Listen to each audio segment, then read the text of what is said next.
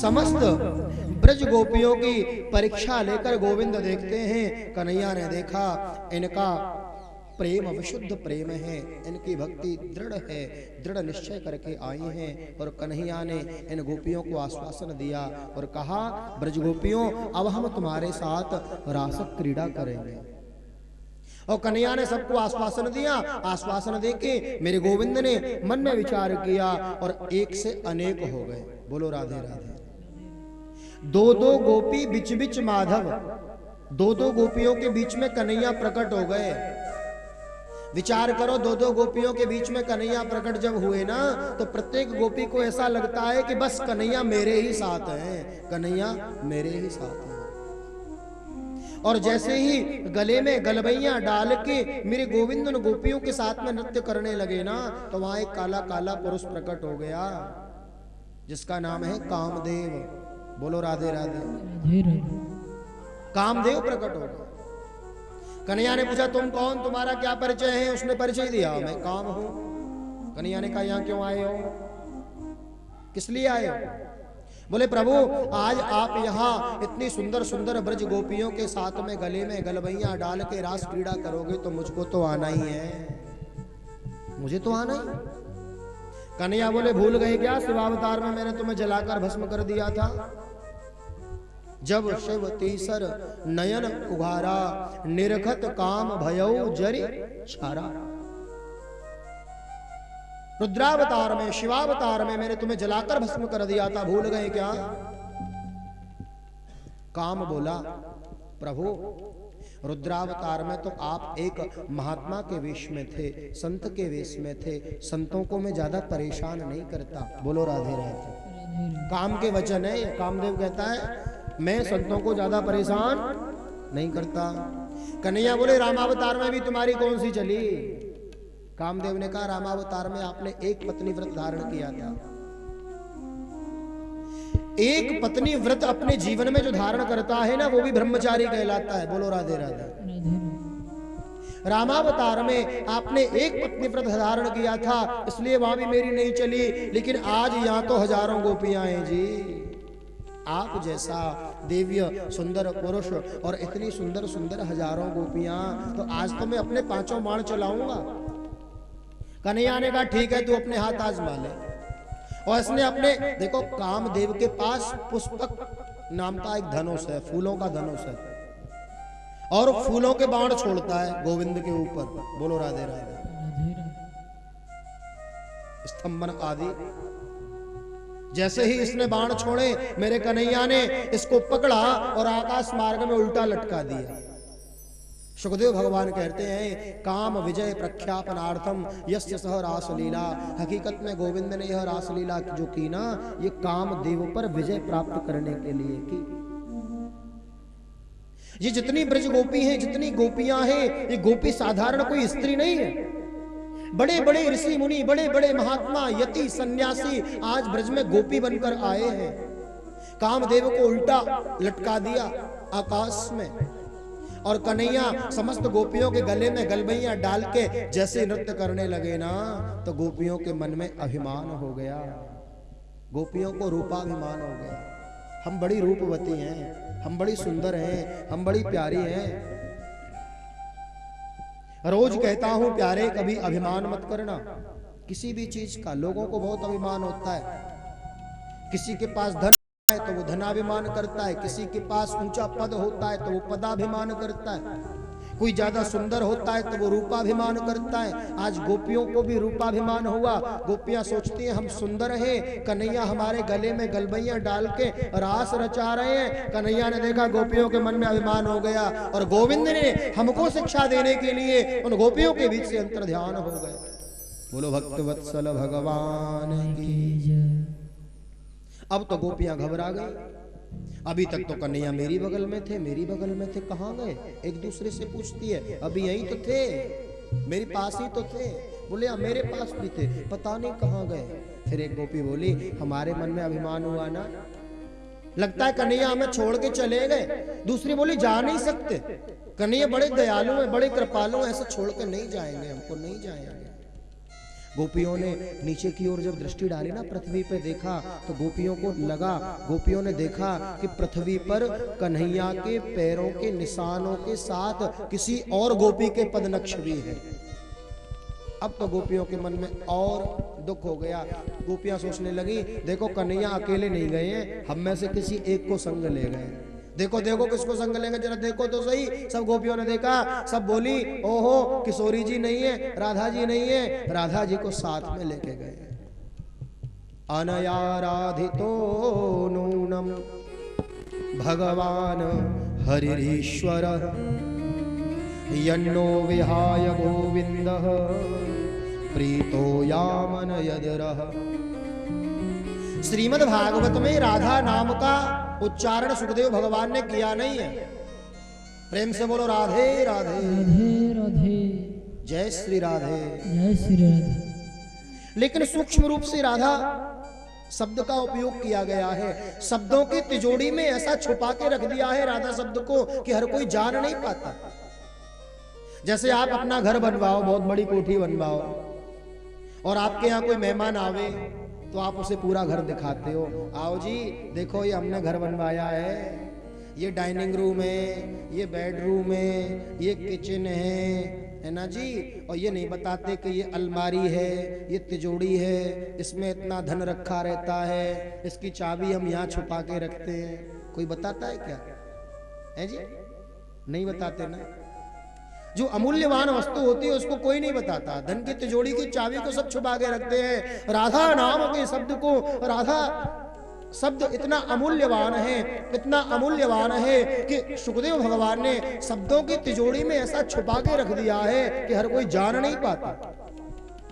गोपियां कहती हैं अनयाराधितो नूनम भगवान हरिरीश्वर यन्नो विहाय गोविंदः प्रीतो यामन यदरः। राधा जी को साथ लेके गए, किशोरी जी को साथ लेके गए। अब तो गोपियां रुदन करने लगी और वन वन में ढूंढती हैं, वृंदावन की लता पताओं में, कुंज गलियों में ढूंढती हैं। उधर राधा रानी ने सोचा कि कन्हैया के साथ यदि मैं ऐसे ही रही ना, तो जो गोपियां रो रही हैं, बिलख रही हैं, उनको कन्हैया कभी मिल नहीं पाएंगे, गोविंद कभी मिल नहीं पाएंगे। राधा रानी है बरसाने वाली। राधा रानी कौन है? बरसाने वाली। उनके गांव का नाम बरसाना इसलिए नहीं, वो कृपा बरसाती है, वो अपनी महती कृपा की वर्षा करती है, इसलिए उनका एक नाम है बरसाने वाली। राधा रानी सोचती हैं कि आज मेरे कारण उन गोपियों से कृष्ण अलग हुए हैं। यदि मैं कन्हैया के साथ बनी रही तो उन गोपियों का मिलन कभी कृष्ण से हो नहीं पाएगा। तो मालूम राधा रानी जी के मन में भी थोड़ा सा गुमान हो गया। और मालूम किशोरी जी क्या सोचती हैं कि आहा देखो तो सही, हजारों गोपियां थी, हजारों में से केवल मुझे चुना है कन्हैया ने। बोलो राधे राधे। केवल मुझे लेकर आए हैं, ऐसा मान हो गया। और मालूम कन्हैया से क्या कहती हैं?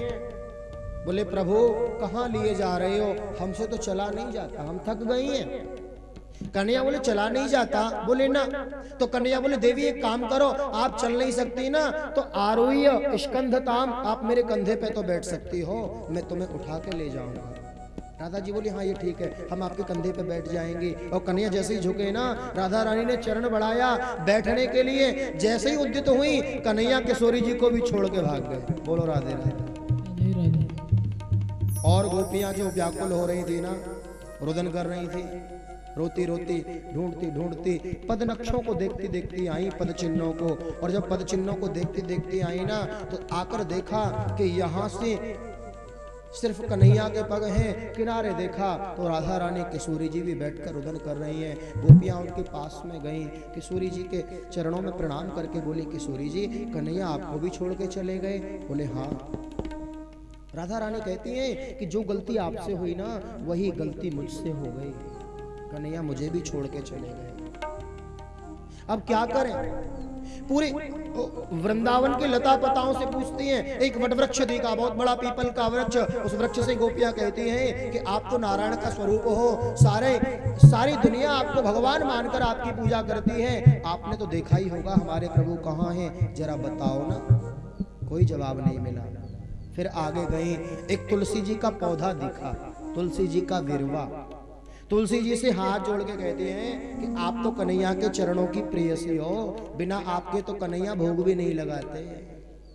क्वचित तुलसी कल्याणी गोविंद चरण प्रिय सह त्वाली कुलैर्विप्रद दृष्टस्तेति प्रियोच्युत।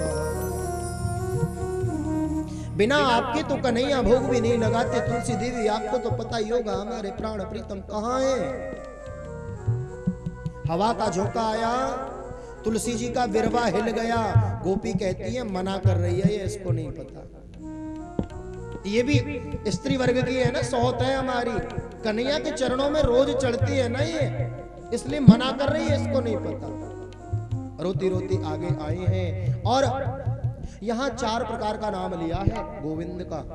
हा नाथ रमण प्रेष्ठ क्वासी क्वासी महाभुज दास्यास्ते कृपणाया में सखे दर्शय सन्निधि।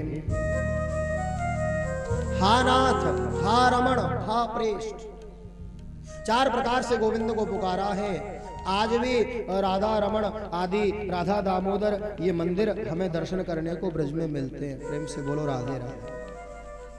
और पुनः रोती रोती यमुना किनारे आई हैं। पुनः पुनर्मागत्या, यमुना है भक्ति, यमुना है भक्ति, गोपी है जीव और कृष्ण है भगवान। यदि गोपी रूपी जीव को कृष्ण रूपी भगवान को प्राप्त करना है तो यमुना रूपी भक्ति का आश्रय लेना ही पड़ेगा। बिना यमुना रूपी भक्ति का आश्रय लिए कृष्ण की प्राप्ति हो नहीं सकती।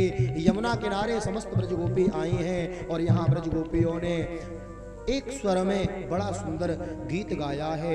19 श्लोकों का ये गीत, जिस गीत का नाम है गोपी गीत। प्रेम से बोलो राधे राधे। श्रीमद् भागवत का ये जो गोपी गीत है, इसमें 19 श्लोक हैं। यही वो गीत है जिस गीत को गाने से गोपियों को गोविंद की प्राप्ति हुई। भागवत में ऐसा वर्णन है कि जो भक्त इस गोपी गीत का नित्य प्रति भाव से, श्रद्धा से पाठ करता है ना एक दिन उसे भगवान का दर्शन जरूर होता है। प्रेम से बोलो राधे राधे। आइए एक आधा श्लोक का हम भी ध्यान कर लेते हैं। गोप्यः जो जयति तेऽधिकं जन्मना व्रज श्रयत इंदिरा सस्वदत्रहि जयेत त्रेष्मा दीक्षुता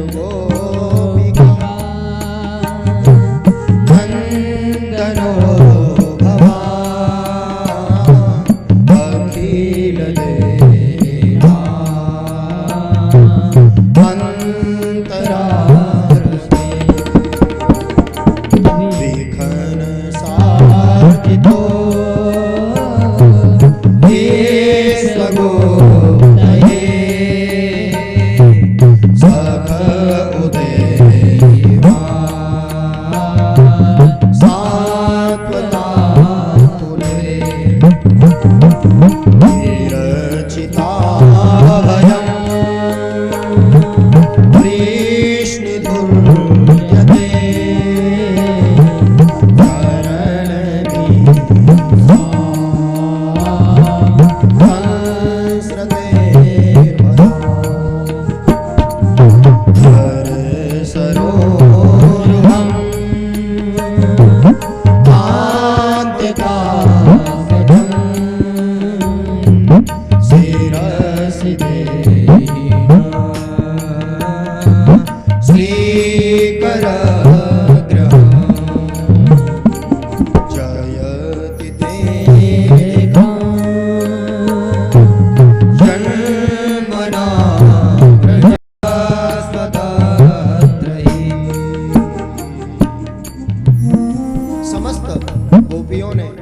राधा रानी किशोरी जी के साथ मिलकर यमुना किनारे आकर इस गोपी गीत का पाठ किया है। गोप्यः ऊचु, गोपियां कहती हैं कन्हैया जयत तेधिकम जनमना व्रज, जयत ते अधिकम। हे गोविंद, आपका इस ब्रज मंडल में, इस ब्रज वसुंधरा में जन्म होने से पूर्व, प्रेम से बोलो राधे राधे, बड़े बड़े ऋषि मुनि, बड़े बड़े देवज्ञ, यशस्वी तपस्वी ध्यान करते थे कि हे प्रभु हमें आपके धाम की प्राप्ति हो, हमें बैकुंठ धाम मिले।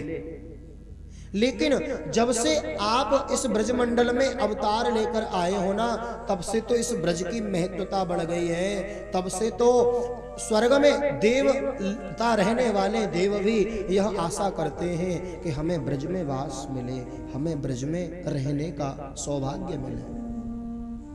जयत तेधिकम जनमना व्रज, श्रयत इंदिरा, इंदिरा नाम है लक्ष्मी का, इंदिरा माने लक्ष्मी।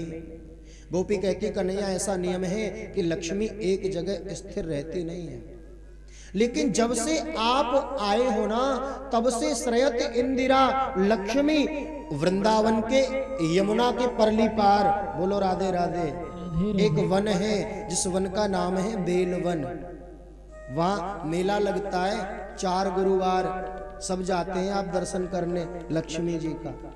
गोपी कहती हैं कन्हैया ऐसा नियम है कि लक्ष्मी एक जगह स्थिर रहती नहीं, लेकिन जब से आप ब्रज में आए हो, जब से आप वृंदावन में आए हो, तब से श्रयत इंदिरा लक्ष्मी स्थिर होकर रह गई है, यहाँ से गई नहीं, यहीं स्थिर है। श्रयत इंदिरा सस्वदत रही दयत दृश्यताम दीक्षु तावका, आपका दर्शन करने के लिए हम व्याकुल हैं। गोविंद आओ और आप हमें आकर अपना दर्शन दें। दूसरे श्लोक में गोपियां कहती हैं कन्हैया देखो, लोग अपने घर में दास दासी रखते हैं और फिर दासियों को पगार देते हैं महीने की, लेकिन हम तो आपकी अशुल्क दासिका, बिना पैसे की दासी हैं। बोलो राधे राधे। सुरत नाथ ते अशुल्क दासिका वरद निघ्न तो नेह किम बधा। ये पहले तो प्रेम कि प्रेम भरी बांसुरी बजाकर हमको बुलाया गोविंद, और फिर ये विरह रूपी अग्नि में जलाकर हमको मारना चाहते हो। गोविंद आओ हमें दर्शन दो। गोपियां कहती हैं कन्हैया यदि ऐसे ही विरह रूपी अग्नि में जलता हुआ छोड़ के जाना था, तो फिर विष जलाप के याद व्याल राक्षसाद, बड़े बड़े राक्षसों से हमारी रक्षा क्यों की? कालिय नाग के द्वारा यमुना जल विषैला हो चुका था, उस विषैले जल को पीकर हमें मर जाने दिया होता। उस कालिय नाग का निग्रह करके आपने हमारी प्राण रक्षा क्यों की? कन्हैया आप आओ और हमें दर्शन दो। विष जलाप्ययाद व्याल राक्षसाद वर्ष मारुताद वैद्युतानलाद वृषभयात्मजात विश्वतो भयाद दृश्यवते वयम रक्षितामहो। हे गोविंद आप आओ और आकर हमें अपना दिव्य दर्शन प्रदान करें, अपनी कृपा प्रसाद हमें प्रदान करें। गोपियां कहती हैं कन्हैया आप बड़े दयालु हो, आपकी कथा बड़ी प्रभावी है। तव कथा अमृतम, आपकी कथा केवल कथा नहीं है, बल्कि आपकी कथा तो अमृत है। तव कथा अमृतम तप्त जीवनम, काम क्रोध लोभ मोह से जिन जीवों का जीवन संतप्त है, आपकी कथा को सुनने के बाद उनके जीवन में किंचित शांति आती है। तब कथामृतम तप्त जीवनम कविभिरीडितम कल्मसापहम। कल्मस कहते हैं पापों को, आपकी कथा तो पापों को धोने वाली है। हे गोविंद, आपकी कथा में हमने सुना है कि आप बड़े दयालु हैं। यदि आप दयालु हैं तो आप आकर हमें दर्शन दें। 19 श्लोकों में यह गीत गाया है और अंत में कहती हैं गोपियां, बोले कन्हैया आप हमसे छुप के भाग रहे हो, इस वृंदावन में छिप रहे हो, दौड़ रहे हो। देखो अब हम आपको ज्यादा ढूंढेंगे नहीं, हम यहीं बैठे हैं यमुना किनारे, आप अब ज्यादा भागे नहीं। यदि आप भागेंगे ना तो आपके पग में कोई कंकड़ चुभ जाएगा, कोई कांटा लग जाएगा, कांटा लगेगा आपको और तकलीफ होगी हमको। इसलिए अब हम कहीं जाना नहीं चाहते, यहीं बैठे हैं। और वहीं बैठकर इस गीत को गाया। भगवान कृष्ण ने देखा कि इन गोपियों को जो अभिमान हुआ था वह सारा अभिमान इनकी आंखों के द्वारा, अश्रुधारा के द्वारा बह चुका है, यह निरभिमान हो चुकी है। कन्हैया को दया आई और उन गोपियों के मंडली के मध्य में मेरे गोविंद पीतांबर धारण करके वहां प्रकट हुए हैं कि तासा माविरभूक्षौरि स्मयमान मुखाम्बुजः पीतांबरधरः स्रघवी साक्षात् मन्मथ मन्मथः। मनमथ नाम है कामदेव का, कामदेव के मन को भी मथने वाले साक्षात भगवान श्री कृष्ण पीतांबर हाथ में लेके वहां प्रकट हो गए हैं। बोलो रास बिहारी भगवान की जय, कृष्ण कन्हैया लाल की जय। समस्त गोपियों ने गोविंद का दर्शन किया, सबको आनंद प्राप्त हुआ। कोई तो कन्हैया की हवा करती है अपने पल्लू से, कहते हैं कन्हैया इतनी देर से आप भाग रहे थे, थक गए होंगे, लाओ आपकी हवा कर देते हैं। कन्हैया बोले बस करो, और कन्हैया ने पुनः अनेक रूप धारण किए हैं और गोपियों के साथ में रास क्रीड़ा आरंभ की है। दो गोपी बीच बीच माधव, दो गोपियों के बीच बीच में कन्हैया प्रकट हुए हैं। आइए श्रीधाम वृंदावन धाम, और वृंदावन धाम में समस्त ब्रज गोपियों के साथ कन्हैया रास लीला कर रहे हैं, हम भी इसका दर्शन करें। रास रचो रास रचो रास रचो है यमुना किनारे कान्हा रास रचो है। रास रचो रास रचो है यमुना किनारे कान्हा रास रचो है। रास रचो रास रचो है यमुना किनारे कान्हा रास रचो है। रास रचो है यमुना किनारे रास रचो है। राधा नाचे कृष्ण नाचे नाचे गोपी जन, राधा नाचे कृष्ण नाचे नाचे गोपी जन, राधा नाचे कृष्ण नाचे नाचे गोपी जन, राधा नाचे कृष्ण नाचे नाचे गोपी जन। मन मेरो बन गयो सखी पवन मन मेरो बन गयो सखी पवन रास रचो है यमुना किनारे रास रचो है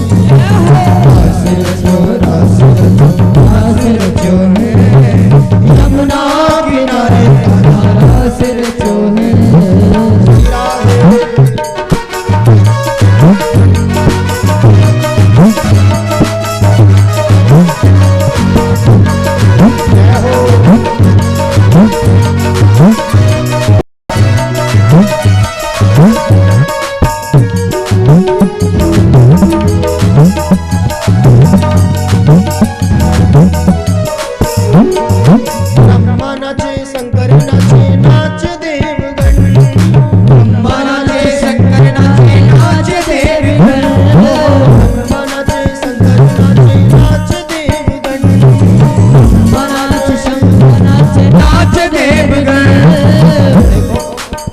वृंदावन में जब रासलीला आरंभ हुई ना तो कैलाश पर्वत से माता पार्वती जी आई रास में, और जैसे ही पार्वती जी आई तो भोलेनाथ ने पूछ लिया देवी कहाँ जा रही है, बता दिया रास में जा रहे हैं। भोलेनाथ ने कहा हम भी चलेंगे। बोले वहां पुरुष का प्रवेश नहीं है, वहां तो गोपी बन के जाना पड़ता है। भोलेनाथ ने कहा हम भी गोपी बन जाएंगे, लाओ तुम्हारी साड़ी। बोलो राधे राधे। और भोलेनाथ ने साड़ी पहनी, जनानी साड़ी, 16 श्रृंगार किए, नाक में नथ, कानों में कुंडल, पाँव में पायल, 16 श्रृंगार करके स्त्री जैसा वेश बना के श्रीधाम वृंदावन में रास मंडल में जैसे जाने लगे ना, तो ललिता विशाखा ने पहचान लिया। हाथ पकड़ लिए, बाबा कहाँ जा रहे हो? बाबा ने कहा देख गोपी हाथ जोड़े की बात है, हमें दर्शन कर लेते। बोले ना बाबा, यहाँ तो गोपियों का प्रवेश है। भोलेनाथ ने कहा हम तो गोपी बन के आए, तूने कैसे जान लिया? ललिता विशाखा बोली बाबा आपने वेश तो बहुत अच्छा बनाया है, लेकिन आपके पैरों में जो विभूति लगी है ना, उससे हम जान गए। बोले हाथ जोड़े की प्रार्थना है। गोपी बोली, बोले ऐसी बात है तो चलो हमारे साथ। प्रेम सरोवर में लाके डुबकी लगाई, और जैसे डुबकी लगाई ना, भोलेनाथ गोपी बन गए। आज भी आप जाओ ना, रास मंडल के मध्य में गोपेश्वर महादेव का दर्शन होता है। बोलो गोपेश्वर महादेव की जय। ब्रह्मा नाचे, शंकर नाचे, नाच देवगण, ब्रह्मा नाच, शंकर नाच, नाच देवगण। ब्रह्मा नाचे, शंकर नाचे, नाच देवगण। ब्रह्मा नाच, शंकर नाच, नाच देवगण। मन मेरो बन गयो सखी पावन वृंदावन, मन मेरो बन गयो सखी पावन वृंदावन। श्री राधे रास रचो, रास रचो, रास रचो है यमुना किनारे कान्हा रास रचो है। रास रचो, रास रचो, रास रचो है यमुना किनारे कान्हा रास रचो है। रास रचो, रास रचो, रास रचो है यमुना किनारे कान्हा रास रचो है। रास रचो, रास रचो, रास रचो है यमुना किनारे कान्हा रास रचो है। यमुना किनारे कान्हा रास रचो है यमुना किनारे कान्हा। रास रचो है। बोलो रास बिहारी भगवान। भगवान की जय। समस्त ब्रज गोपियों के साथ गले में गलवैया डाल के मेरे गोविंद ने रास लीला संपन्न की है। सुखदेव भगवान कहते हैं राजन, ये रास लीला जीव और ईश्वर के मिलन की ही लीला है। गोपी है जीव, कृष्ण है ईश्वर। जीव और ईश्वर के मिलन की लीला को ही रास लीला कहते हैं। भक्त और भगवान के मिलन की लीला को ही रास लीला कहते हैं। प्रेम से बोलो राधे राधे। यहाँ पर सुखदेव भगवान बड़ी सुंदर रास पंचाध्यायी का वर्णन करते हैं। उसके बाद कंस ने और राक्षसों को भेजा है मथुरा से भगवान कृष्ण को मारने के लिए। अरिष्टासुर, धेनुकासुर आदि आए, भगवान ने सबका उद्धार किया। एक केसी नाम का राक्षस आया घोड़े के रूप में। बोलो राधे राधे। कन्हैया ने उसको आकाश में घुमाया, पछाड़ दिया, उसका उद्धार किया। और जिस जगह भगवान ने केसी नाम के राक्षस का उद्धार किया ना, उस जगह का नाम पड़ गया केसी घाट। प्रेम से बोलो राधे राधे। राधे राधे। केसी और व्योमासुर आदि के उद्धार की कथा श्रवण कराई है। और इधर श्री सुखदेव भगवान अब वर्णन करते हैं कि यहाँ श्रीधाम वृंदावन में भगवान कृष्ण बड़ी सुंदर सुंदर लीलाओं को करते हैं। उधर मथुरा में जो मथुरा के राजा कंस हैं, कंस के मन में तो एक ही चिंता है, रोज राक्षस भेजता हूं एक एक गिन के कृष्ण को मारने के लिए, लेकिन भेजता हूं मारने के लिए, समाचार मिलता है खुद ही मर के आ गए। प्रेम से बोलो राधे राधे। आज नारद जी का आगमन कंस के पास में हुआ। पूछा कंस कैसे हो? कंस ने बताया। नारद जी ने एक उपाय बता दिया। बोले देखो कंस, एक काम करो, अक्रूर जी को वृंदावन भेजो और कृष्ण बलराम को बुला के लाने के लिए कहो। कृष्ण बलराम आवे तो मथुरा में एक यज्ञ का आयोजन करो, वो दोनों यज्ञ को देखते रहेंगे और तुम उन दोनों बालकों का वध करवा देना। बड़ी सुंदर युक्ति बताई। इधर युक्ति बताकर देवर्षि नारद मथुरा से वृंदावन आए और वृंदावन में भगवान कृष्ण और बलराम जी के पास में गए हैं। हाथ जोड़ के कहते हैं, प्रभु कब कृपा करोगे, कंस का उद्धार कब करोगे। कन्हैया मुस्कुरा के बोलते हैं, बोले वहाँ हमारे लिए बोल के आए हो और यहाँ मामा जी के लिए बोल रहे हो। नारद जी बोले, प्रभु हमारा तो यही काम है, आप जो चाहते हो वही तो हम करते हैं। प्रभु मैं कुछ नहीं चाहता, मैं तो बस इतना चाहता हूं कि आने वाले परसों के दिन आपके हाथों कंस का उद्धार हो जाए, बस यही समाचार मुझे सुनना है। अक्रूर जी आए हैं रथ लेकर कंस से आज्ञापित होकर और वृंदावन में आए हैं। नंद बाबा मैया यशोदा से बहुत प्रार्थना की। मैया यशोदा तो बहुत रोई कृष्ण को भेजते समय। कृष्ण बलराम गोचारण करके जब लौट रहे थे ना, तो अक्रूर जी का आगमन हुआ। अक्रूर जी ने जैसे कृष्ण बलराम को आते हुए देखा तो भगवान के चरणों में प्रणाम किया। कन्हैया कहते हैं, काका जी उल्टी गंगा क्यों बहा रहे हो, हमें तो आपको प्रणाम करना चाहिए, आप हमें प्रणाम क्यों कर रहे हो। अक्रूर जी कहते हैं, आप जगत नियंता हैं, जगदाधार हैं, त्रिलोकीनाथ हैं, इसलिए हम आपको प्रणाम करते हैं। महल में आए हैं मैया यशोदा नंद बाबा से रात्रि भर बैठकर प्रेम की चर्चा की है। प्रातः काल हुआ, ब्रह्म मुहूर्त हुआ। कन्हैया ने मना कर दिया था अक्रूर जी से, बोले देखो काका जी, ब्रज में किसी ब्रजवासी को, ग्वाल बाल को, किसी गोपी को ये पता नहीं चल जाए कि मैं और बलराम, कृष्ण और बलराम को लेने के लिए आप आए हुए हो। यदि ब्रजवासियों को पता चल गया कि आप हमें लेने आए हो, सत्य कहता हूं ब्रजवासी अपने प्राणों को त्याग देंगे, लेकिन हमें कभी जाने नहीं देंगे। आप चुपके से ले चलना, हमको पता नहीं चलना चाहिए किसी को। रात्रि में बैठे हैं, नंद बाबा पूछते हैं अक्रूर जी से, बहुत दिन में आए, कैसे आना हुआ, क्या कारण है आपके आगमन का। अक्रूर जी ने बता दिया, हमारे जो राजा हैं कंस, उन्होंने एक बहुत बड़ा धनुष यज्ञ का आयोजन किया है। उस यज्ञ में हम आपको लेने के लिए आए, कृष्ण बलराम को बुलाया है, कृष्ण बलराम को लेने के लिए आए हैं। मैया यशोदा भोजन करने के लिए बैठी थी। बोलो राधे राधे। पहला कवल मुख में लेना ही चाहती थी, जैसे ही सुना कृष्ण बलराम को लेने आए हैं, कौर छूट गया हाथ से। मैया रो पड़ी, रोती रोती खड़ी हो गई। क्या कहा, दोबारा कहना। कृष्ण बलराम को लेने आए हो, तुमने क्या सोचा कि मैं जाने दूंगी। अरे कृष्ण और बलराम तो मेरी आंखों के दोनों तारे हैं, मैं उनको जाने नहीं दूंगी। मेरे प्राणों की यदि किसी को आवश्यकता है सहर्ष दे दूंगी, लेकिन कृष्ण बलराम को मैं जाने नहीं दूंगी। मैया तो रोने लगी, रुदन करने लगी। कन्हैया दौड़े दौड़े आए, मैया की गोदी में चढ़ गए। मैया से बोले, मैया तू कब तक घर में बिठा के रखेगी, एक दिन तो हमें जाना ही पड़ेगा ना। अब हम छोटे थोड़े, हम बड़े रह गए हैं, मैया कैसे हमें जाने दें। बहुत आग्रह कृष्ण बलराम ने किया। नंद बाबा ने कहा, देवी कब तक घर में बिठा के रखोगी, एक दिन तो इनको जाना ही पड़ेगा।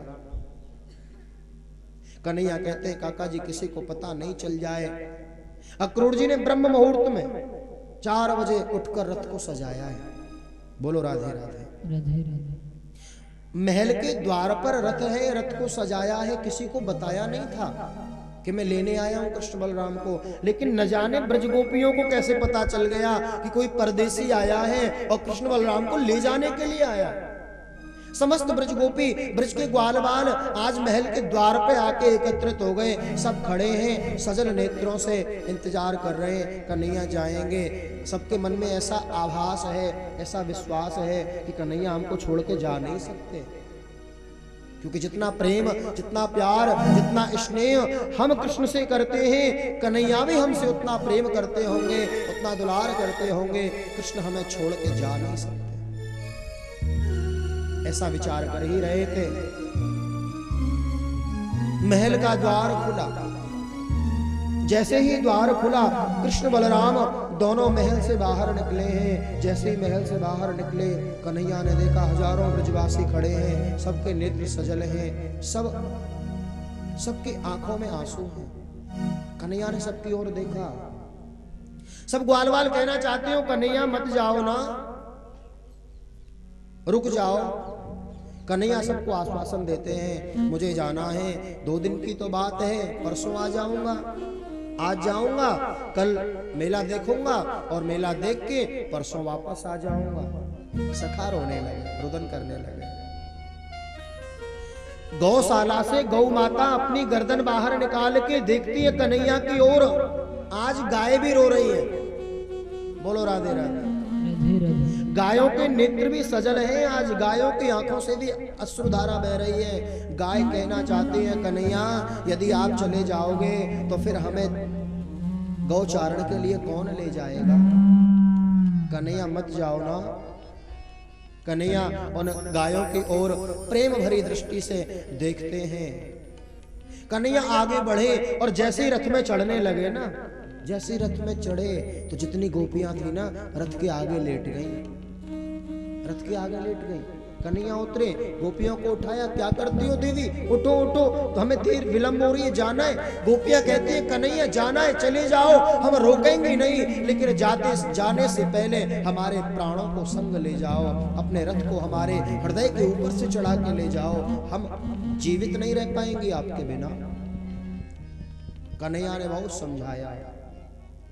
एक किनारे राधा रानी खड़ी थी, किशोरी जी के हाथ जोड़ के कन्हैया कहते हैं देखो किशोरी जी आप तो सब जानती हो, यदि आज मैं नहीं गया ना तो आगे की लीला अपूर्ण रह जाएगी, पूर्ण नहीं हो पाएगी। अभी तो मुझे बहुत राक्षसों का उद्धार करना है, मामा कंस का उद्धार करना है, आप तो सब जानती हो ना किशोरी जी, कृपा करो मुझे जाने दो। सब गोपियों को आश्वासन दिया कि मैं आ जाऊंगा, परसों आ जाऊंगा, परसों आगमिष्यामि, देवी हमें जाने दो। गोपियों को उठा के किनारे खड़ा किया है, सब ग्वाल वाल पड़े। और कन्हैया जैसे रथ में चढ़े ना, अक्रूर जी ने घोड़ों की लगाम हाथ में पकड़ी और जैसे ही रथ हाँकने को हुए, जैसे ही रथ हाँका, देखा मैया यशोदा दौड़ी दौड़ी चली। अरे अरे रुको, ठहरो न, ठहरो तो सही, एक क्षण के लिए ठहरो तो सही। गिरती पड़ती मैया आ रही है, मैया को दौड़ते देख कन्हैया से रहा नहीं गया। कन्हैया उतरे हैं, रथ से कूद पड़े, मैया की गोदी में चढ़ गए। मैया ने अंक में भर लिया है कन्हैया को। मैया जोर जोर से रुदन करती है। कन्हैया अपने उत्तरीय वस्त्र से माँ के अश्रु पहुंचते हैं, आंसू पहुंचते हैं, कहते हैं मैया तू क्यों रोती है, तू काहे को रोवे। मैया यशोदा कहती है लाला देख, आज तक तो मैं यही सोचती कि तू मेरो ही लाला है, मैं तो यही धोखे में थी कि तू यशोदा नंदन है, तू नंद नंदन है, लेकिन आज मुझको पता चली तू यशोदा नंदन नहीं, तू तो देवकी नंदन है, तो नंद नंदन नहीं, तू तो वसुदेव नंदन है। कन्हैया आज तक के लालन पालन में कोई गलती मोसो बनी हो, मुझको क्षमा करियो। मैया जोर जोर से रुदन करती है। कन्हैया बार बार मैया के अश्रु पहुंचते हैं, कहते हैं माँ मैं परसों वापस आ जाऊंगा। मैया को आश्वासन दिया है, ढाढ़स बधाया है और रथ में चढ़े हैं। अक्रूर जी ने रथ को हाँकना आरंभ किया। सुखदेव भगवान कहते हैं कि जब तक रथ की ध्वजा चमकती रही ना, तब तक ब्रजवासी वहीं रोते रहे रास्ते में खड़े होके।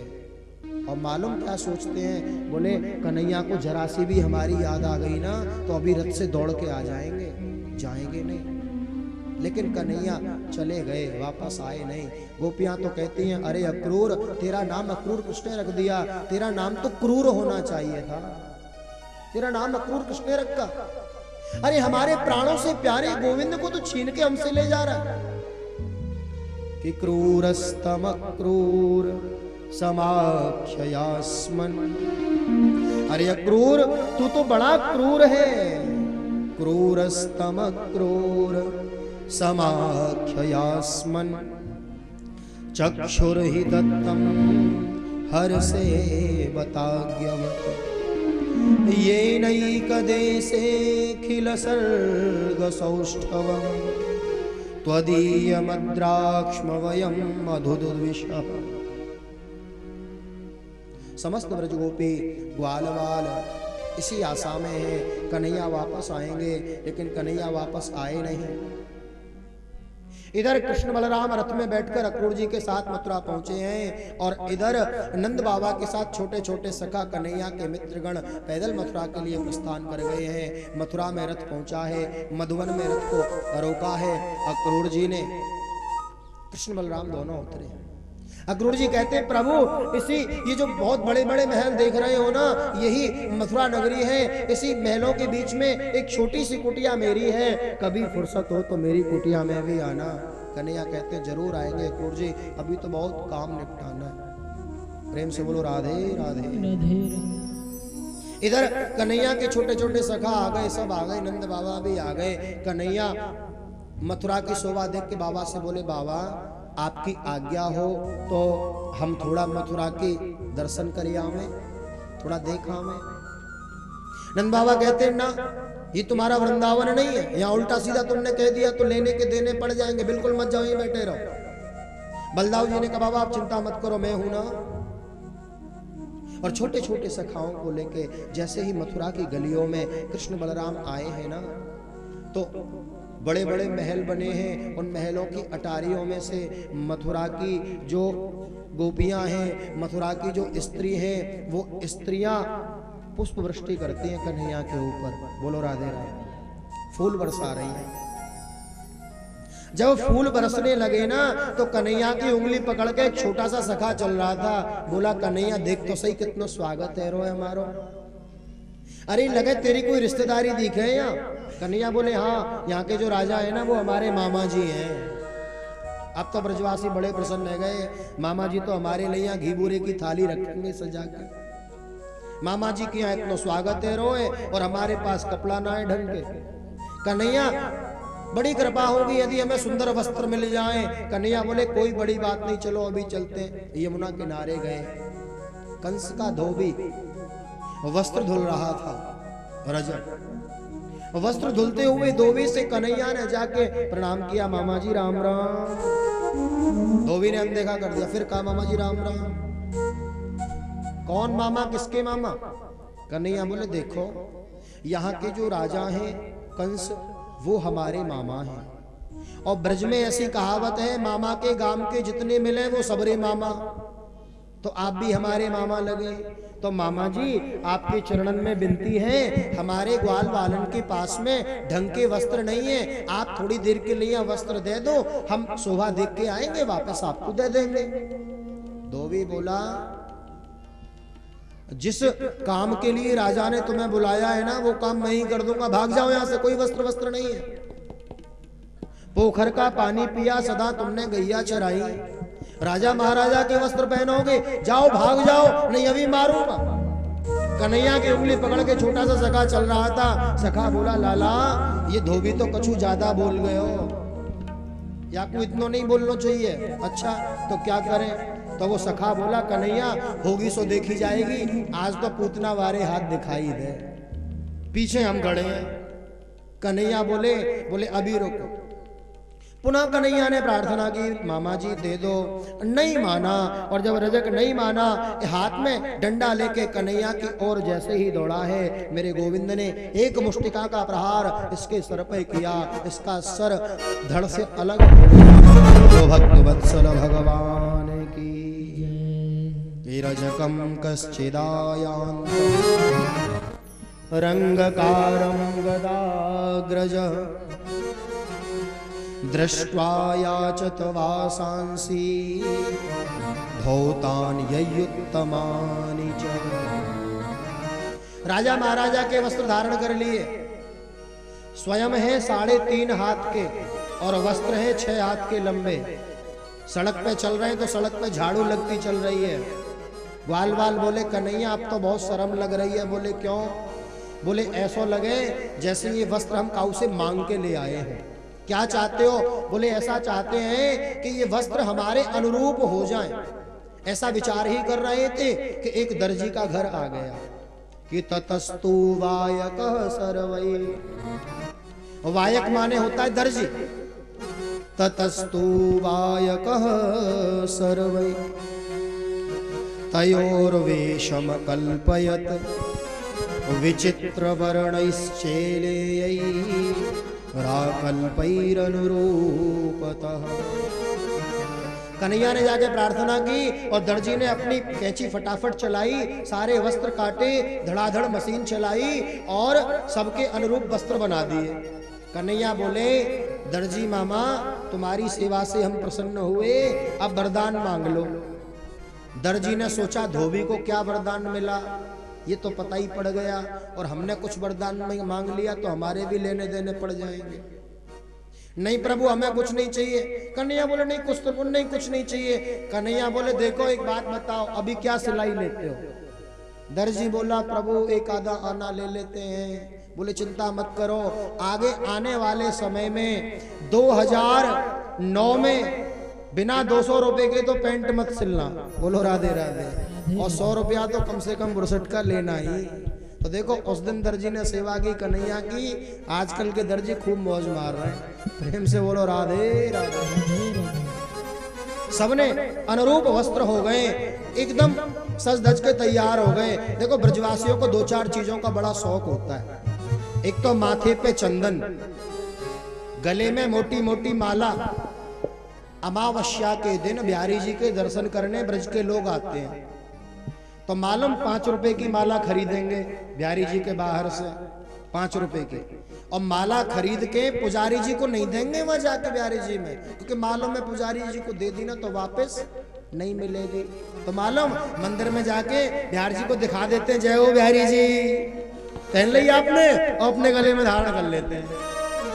देखना इधर नौजील की ओर से, माट माऊ से बहुत आम है ब्रजवासी ऐसे, अपने गले में मोटरसाइकिल को माला, अपने गले में माला, बड़े शौकीन माला पहनने। ब्रजवासी बोले कन्हैया अब तो वस्त्र भी अनुरूप है गए, गला सूना है, पुष्प माला मिल जाती तो बहुत बढ़िया रहता। तो ततः सुदाम्नो भवनम मालाकारस्य जगमतु तौ दृष्ट्वा स समुत्थाय ननाम शिरसा भुवि। सुदामा नाम के माली के यहाँ जा गए हैं गोविंद, और सुदामा नाम के माली ने बड़ी सुंदर माला गोविंद को धारण कराई है। माथा सूना था, तिलक नहीं था, चंदन का विचार कर ही रहे थे। सामने से एक स्त्री आ रही है, 3 जगह से टेढ़ी। बोलो राधे राधे। 3 जगह से टेढ़ी, जिसका नाम है कुब्जा। जैसे ही सामने आई मेरे गोविंद ने परिचय पूछ लिया, देवी तुम कौन हो? अरे सुंदरी तुम कौन हो? आज इस कुब्जा ने सोचा कि जीवन में मुझे पहली बार किसी ने सुंदरी शब्द से संबोधित किया है, जरा देखूं तो सही ये मुझे सुंदर कहने वाला कौन है। और जैसे ही घूंघट हटा के देखा ना, कन्हैया का दर्शन करके आनंदित हो गई। अपना परिचय देती है, मैं कंस की दासी हूं। दास्यास्महं सुंदर कंस सम्मता त्रिवक्र नामना ह्यनुलेप कर्मणि मदभावितं भोजपतेरति प्रियं विना युवां कोन्यतदस्तमर्हति। मैं कंस की दासी हूँ, चंदन घिसने का कार्य करती हूँ। मेरे हाथों का घिसा हुआ चंदन राजा कंस को बड़ा प्रिय लगता है। कन्हैया बोले देवी जी, सुंदरी जी, यदि आपको बहुत अच्छा लगे तो ये चंदन हमारे लगाओगी क्या? ये तो गदगद हो गई। इसने अपने हाथों से भगवान के मस्तक पे चंदन लगाया है, वाल वालों को तिलक किया है, सबको तिलक किया है। समस्त ग्वाल मंडली पहुंची है कंस के उस रंगमंच में, उस रणभूमि में। कंस ने बहुत बड़ा एक रंगमंच बनाया है, बीच में अखाड़ा है। एक तरफ राजा महाराजा बैठे हैं, एक तरफ युवा वर्ग बैठा है, एक तरफ युवती बैठी है, एक तरफ संत महात्मा बैठे हैं। बोलो राधे राधे। और द्वार पे वो धनुष रख दिया था, जिस धनुष को भगवान शंकर ने दिया था कंस को कि ऐसे कोई साधारण व्यक्ति तोड़ेगा नहीं, और जो ऐसे तोड़ेगा वो तुझे छोड़ेगा नहीं। कन्हैया आए हैं, सैनिकों ने मना किया, भगवान ने धनुष को उठाया, पल भर में 2 टुकड़े किए हैं, खंड खंड किए हैं। कुवलिया पीड़ नाम के हाथी को मदिरा पान करा के कृष्ण की ओर मारने के लिए भेजा। कन्हैया ने हाथी का भी उद्धार किया है। कंस को समाचार मिल गया, महाराज गजब हो गया। क्या हो गया? बोले पूतना मारने वाला आ गया। महाराज आपके धोबी को मार के वस्त्र ले लिए, माली से माला पहन ली, दर्जी से वस्त्र सिलवा लिए, और तो और कुब्जा से चंदन लगवा के उसे विश्व सुंदरी बना दिया। और महाराज सबसे गजब की बात, बोले क्या? बोले जो आपने धनुष रखा था ना, उस धनुष के भी 2 टुकड़े कर दिए। कंस घबरा गया, अब वो मुझे भी नहीं छोड़ेगा, मुझे मार देगा। चाणूर, मुष्टिक, सल, तौसल सबको रंगमंच में, रणभूमि में खड़ा कर दिया है। आते ही पछाड़ देना, आते ही उसको मार देना। समस्त पहलवान खड़े हैं और कृष्ण बलराम ग्वाल वालों के साथ जैसे ही इस रंगमंच में प्रवेश करते हैं ना, तो सब दर्शन करते हैं अलग अलग भाव से। जो गोपियां हैं ना, वो भगवान कृष्ण में अपने पति का दर्शन करती हैं। बोलो राधे राधे। जो ग्वालवाल हैं वो कृष्ण को सखा रूप में देखते हैं। जो राजा महाराजा हैं वो कृष्ण को बहुत बड़ा राजा देखते हैं। और जो संत महात्मा हैं उनको भगवान कृष्ण में साक्षात नारायण का दर्शन होता है। जाकी रही भावना जैसी, जाकी रही भावना कैसी, प्रभु देखी तेन ऐसी, प्रभु देखी तेन ऐसी। जिसने जिस भाव से दर्शन किया, मेरे गोविंद ने सबको दर्शन प्रदान किया है। जैसे ही प्रवेश किया उस अखाड़े में, तो चाणूर मुष्टिक ने रोक दिया, कहा कि हमसे युद्ध करो। चाणूर मुष्टिक से भगवान ने कहा, मामा जी आप तो लंबे चौड़े तगड़े पहलवान हैं, हम छोटे छोटे बालक, भला कहीं बालक और बड़ों का युद्ध होता है क्या? नीति का युद्ध तो करो। तो मालूम चाणूर मुष्टिक ने क्या कहा, आप देखने में बालक लगते हो लेकिन आप बहुत बड़े बड़े खेल करते हो। अरे हमने जितने राक्षस मारने के लिए भेजे ना, आपने सबको मार दिया। कन्हैया बोले, भैया कौन कौन भेजे तुमने? बोले हमने पूतना भेजी, अगासुर भेजा, बकासुर भेजा, व्योमासुर भेजा। कन्हैया बोले, मामा जी एक बात बताएं, आपने जितने राक्षस भेजे ना, वो सब तो यहीं से मरे मराए गए, हमने तो उठा के खाली जमुना जी में फेंके। बोलो राधे राधे। चाणूर मुष्टिक कहते हैं, तुम बालक हो लेकिन बालक नहीं हो। न बालो न किशोरस्तम बलश्च बलिनांबरः। युद्ध में बड़ा छोटा नहीं देखा जाता, युद्ध में केवल युद्ध देखा जाता है। हमसे युद्ध करो। और जैसे ही ललकार के भगवान कृष्ण की ओर दौड़े हैं, कन्हैया ने चाणूर को पकड़ा है, बलराम जी ने मुष्टिक को पकड़ा है। दोनों ने दोनों को आकाश में घुमाया, धड़ाम की आवाज से पृथ्वी पर पटक दिया, दोनों का उद्धार हो गया। प्रेम से बोलो राधे राधे राधे राधे। एक एक करके राक्षसों का उद्धार करते जा रहे हैं कन्हैया। एक सैनिक को जैसे ही पकड़ाना, कन्हैया मारना ही चाहते थे, हाथ जोड़ के बोला, कन्हैया क्षमा करना, मैं भजन तो आप ही का करता हूँ लेकिन बालकों का पेट पालने के लिए नौकरी कंस की करता हूँ, इसलिए मुझे छोड़ दो, मुझे मत मारो। कन्हैया ने कहा, जा तुझे छोड़ दिया। जो शरण में आया उसे छोड़ दिया। सबको मारा और जब कोई नहीं बचा, एक छलांग लगाई, पहुंच गई ऊपर सिंहासन पे। कंस ने देखा ये आ गया, चाणूर मुष्टिक इसे दूर करो, मुझे मार देगा, मुझे मार देगा। कन्हैया कहते हैं, मामा जी अब कोई नहीं आएगा। क्यों, कहां गए? बोले बहुत दूर चले गए। कहां? बोले जहां आप जाने वाले हो। और कन्हैया ने एक मुष्टिका का प्रहार किया, इसके सिर पे तो मुकुट अलग हो गया, इसके लंबे लंबे केस थे ना, और जैसे केस पकड़ के खींचा तो कंस कहता है, कृष्ण लगती है, छोड़ना, मुझे पीड़ा होती है, मुझे तकलीफ होती है। कन्हैया कहते, मामा जी आज पता चला केस खींचने से कितना कष्ट होता है। अरे मेरी माँ देवकी विवाह करके ही तो जा रही थी, उसके केस पकड़ के जब तुमने खींचा था तो क्या उसको कष्ट नहीं हुआ था? जाके पग नहीं फटी विवाई, सो कहा जाने पीर पराई। आज पता चला केस खींचने से कितनी तकलीफ होती है। छोड़ कन्हैया, छोड़। कन्हैया बोले, मामा जी हमने छोड़ना तो सीखा ही नहीं है।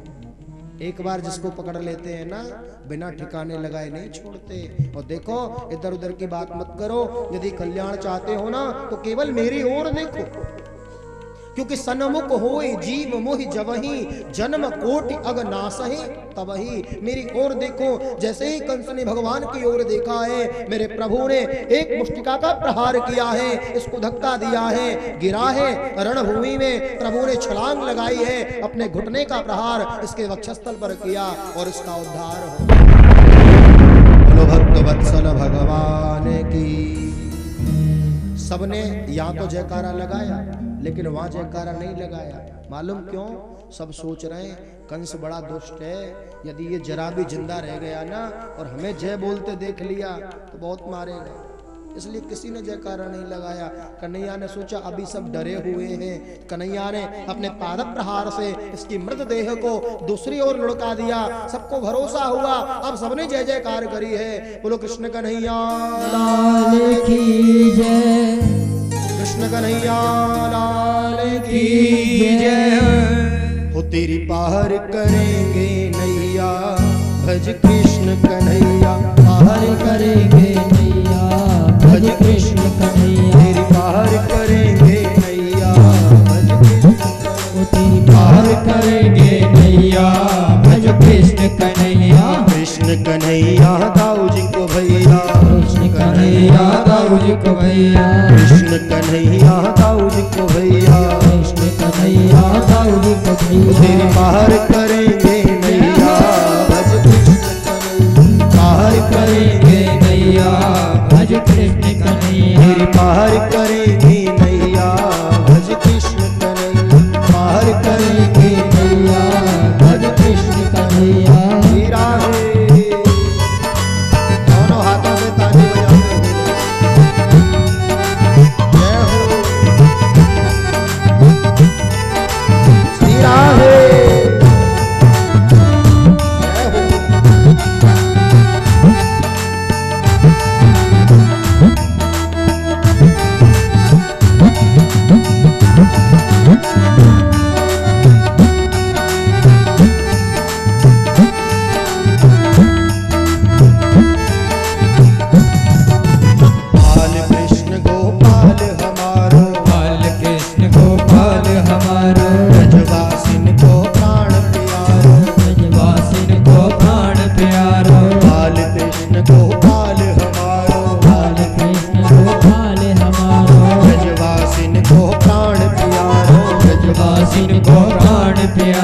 नंद मेहर को छैया, भज कृष्ण नंद मेहर को छैया, भज कृष्ण कन्हैया। तेरी पार करेंगे नैया, भज कृष्ण कन्हैया पार करेंगे नैया, भज कृष्ण कन्हैया। कृष्ण कन्हैया दाऊ जी के भैया, कृष्ण कन्हैया दाऊ जी के भैया, कृष्ण कन्हैया दाऊ जी के भैया, कृष्ण कन्हैया दाऊ जी के भैया। तेरी पार करेंगे नैया, पार करेंगे नैया, भज कृष्ण कन्हैया। जय हो।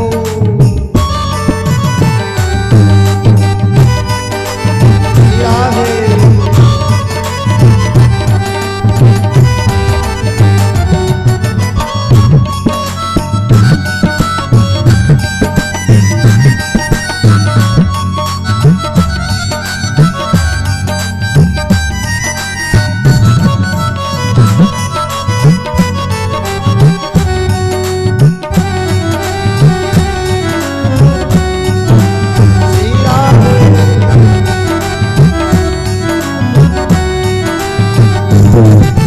बाल बाल संग धेनु चरावे, बाल बाल संग धेनु चरावे, लूट लूट दही माखन खावे, लूट लूट दही माखन खावे। बाल बाल संग धेनु चरावे, बाल बाल संग धेनु चरावे, लूट लूट दही माखन खावे, लूट लूट दही माखन खावे। माखन चोर कन्हैया, भज कृष्ण कन्हैया माखन चोर कन्हैया, भज कृष्ण कन्हैया। तेरी पार करेंगे नैया, भज कृष्ण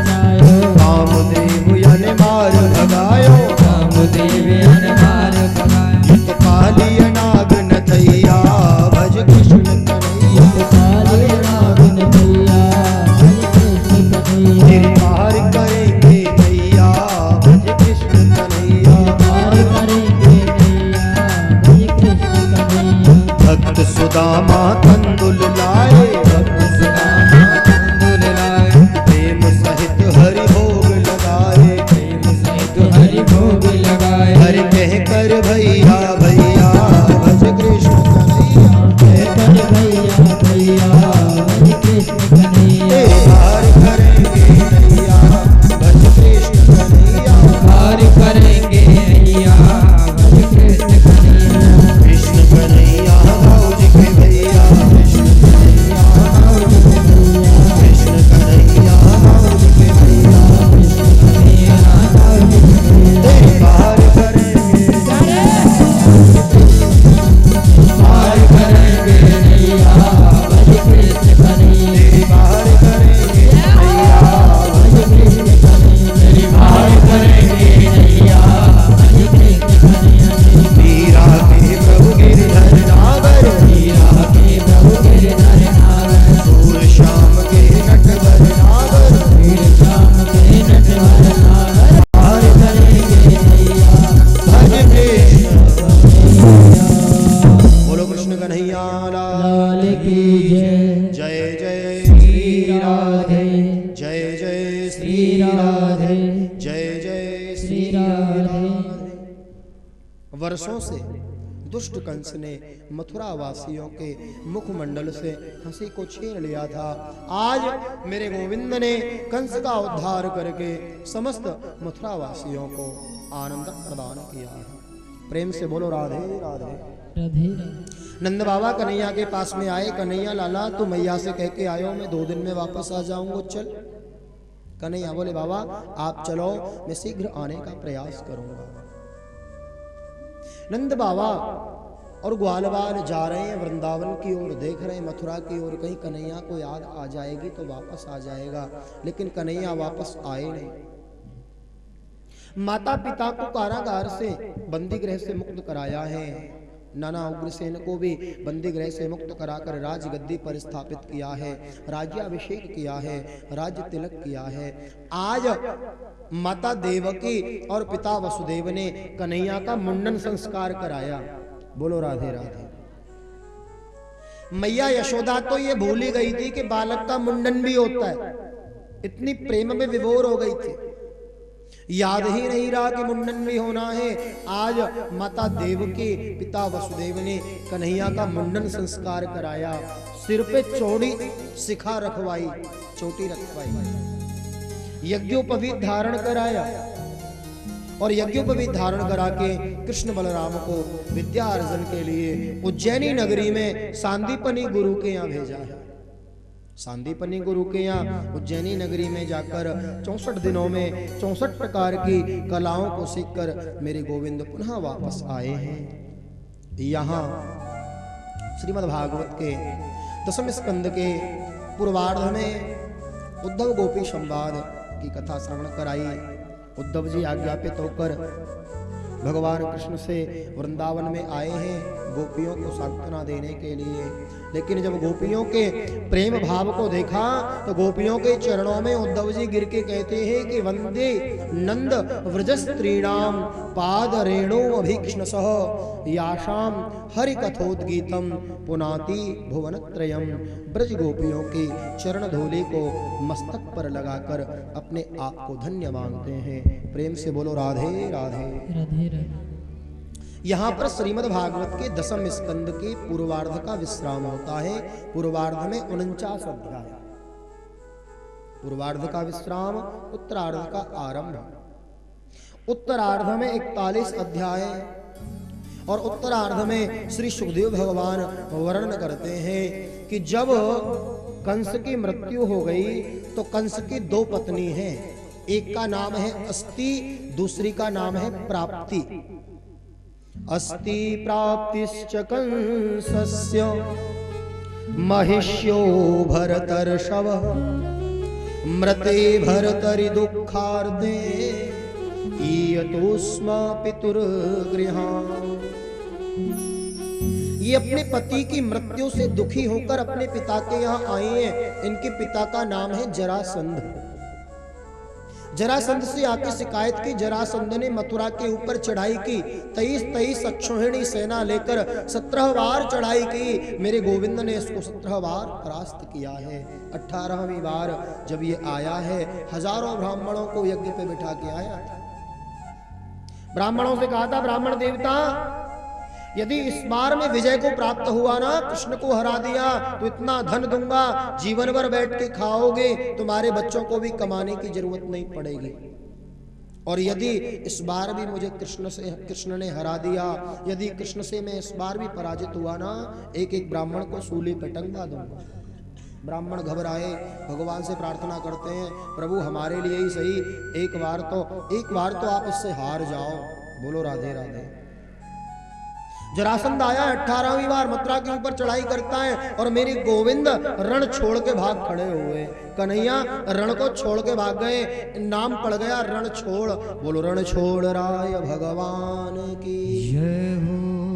पीछे पीछे ये गया कन्हैया, आगे आगे पीछे पीछे। कन्हैया एक पर्वत पर चढ़ गए थे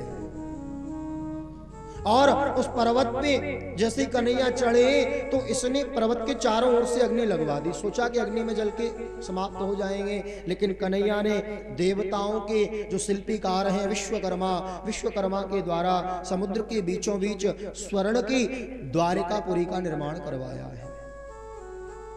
और संकल्प के द्वारा मथुरावासी जितने थे ना कन्हैया के वंशज, सबको संकल्प मात्र से द्वारिका में स्थापित कर दिया। स्वयं भी द्वारिका में आए, भगवान द्वारिकाधीश बने। बोलो द्वारिकाधीश भगवान की जय हो।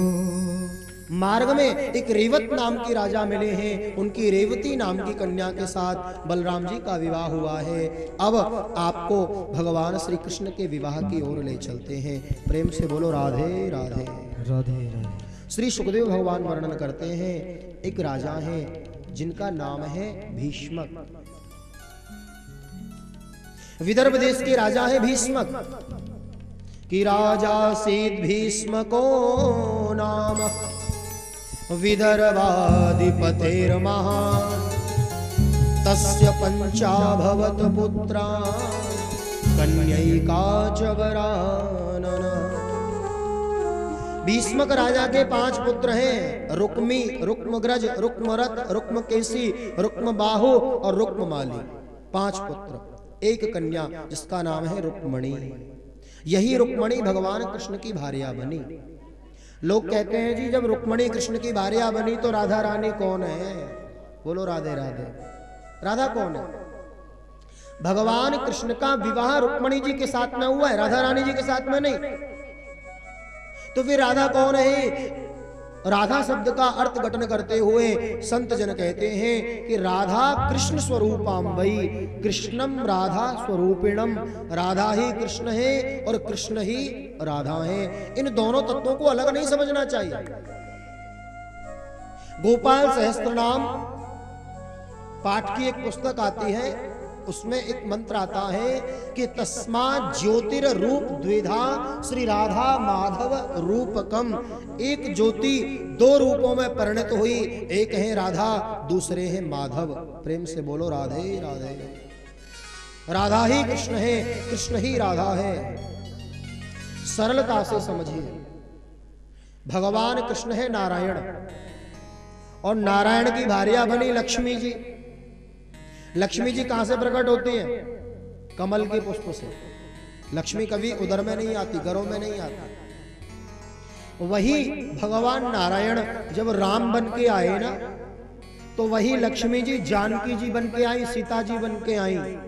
और सीता जी का जन्म कहां से हुआ? पृथ्वी से, जमीन से। बोलो राधे राधे। वही भगवान नारायण, वही राम जी जब श्याम जी बन के आए ना, तो वही लक्ष्मी जी, वही सीता जी यहाँ रुक्मणी बन के आई हैं। और रुक्मणी जी मालूम राजा को कहाँ मिली है? कमल के पुष्प पर। इसलिए भगवान कृष्ण की भार्या रुक्मणी बनी। राधा रानी, राधा ही कृष्ण है, कृष्ण ही राधा है। इन दोनों तत्वों को अलग नहीं समझना चाहिए। प्रेम से बोलो राधे राधे। रुक्मणी को पढ़ा लिखा कर बड़ा किया, विद्वान किया। रुक्मणी का जो भाई है ना रुक्मी ने रुक्मणी का विवाह शिशुपाल के साथ में तय कर दिया है और रुक्मणी से आके कह दिया, बोल देख परसों स्वयंवर है, बहुत राजा आएंगे, तुझे माला केवल शिशुपाल के गले में डालनी है। रुक्मणी तो दुखी हो गई, भाभी जी के पास में गई, हम कृष्ण को चाहते हैं, कृष्ण को पति रूप में वर्ण करना चाहते हैं, क्या करें। भाभी जी ने उपाय बता दिया, एक पत्र लिख दो। और यहाँ रुक्मणी जी ने बड़ा सुंदर एक पत्र लिखा है, 7 श्लोक हैं इस पत्र में। श्रुत्वा गुणान भुवन सुंदर शृण्वतां ते निर्विश्य कर्ण विवरै हरतोंग तापम रूपम दृशाम दृश्यमताम अखिलार्थ लाभम त्वय्यच्युता विशति चित्रम पत्रपम में। रुक्मणी जी लिखती है, गोविंद मैंने आपको देखा नहीं है, केवल आपकी कथा सुनी है।